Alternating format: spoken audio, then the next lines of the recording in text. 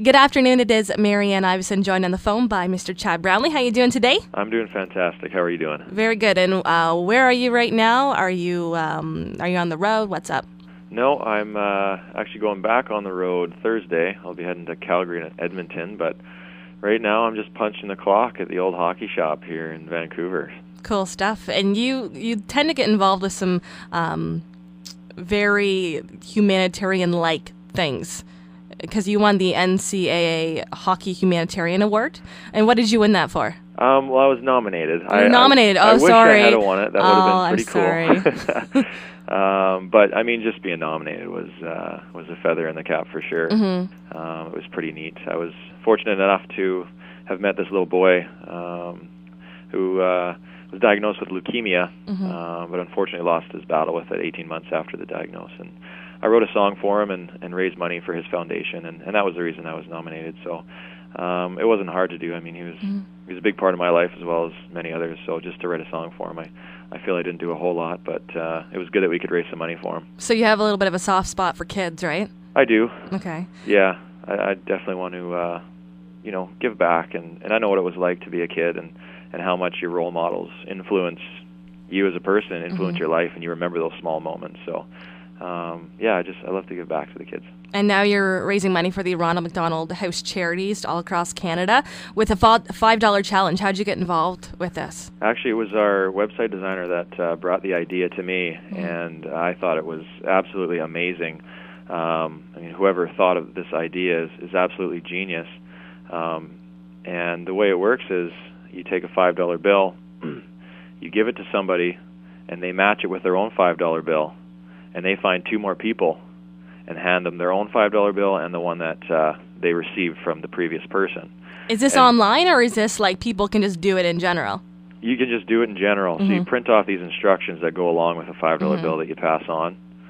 And you can go to the5dollarchallenge.com, and it'll have instructions. Okay. And it's the $5 challenge with the number 5, not the word 5. Okay. And they'll be able to read the instructions, know exactly what to do. And it's kind of like a pyramid effect. There's no accumulation of money, it's just the accumulation of people. Right. So and being aware. Being aware and just paying it forward. Okay. And you have to pass it on within 24 hours. And what's the most common place that you've seen people doing this, like in the office or in families? Well, this is so new. Because it started in beginning of the month, right? Yeah. And I mean, it's only maybe a month old, this idea, that I'm aware of anyways. So how long is it going for? It's going to go for 30 days. 30 days, okay. Yep, and I'm doing the first passing of the $5 bill today. And we're going to post a video of it up on our website on chadbrownlee.com. Chadbrownlee.com, okay. Yep, and as well as my music page on Facebook, Chad Brownlee Music. If it sounds kind of confusing at first. I know there's a lot of questions when I first explain it, but it is pretty simple. It's just basically paying it forward to two people. You double the $5 that you received, and you give one to one person and one to the other person, and each one of those people do the exact same thing. And then by the end of it, hopefully there's thousands of people paying it forward. Exactly, with that $5 bill in their hand, and then they double it and donate it to the Ronald McDonald Children's Charity of Canada. Great, the $5dollarchallenge.com. And give me a little more details about the Ronald McDonald House Charities and what they do. Well, they provide homes for terminally ill children and their families.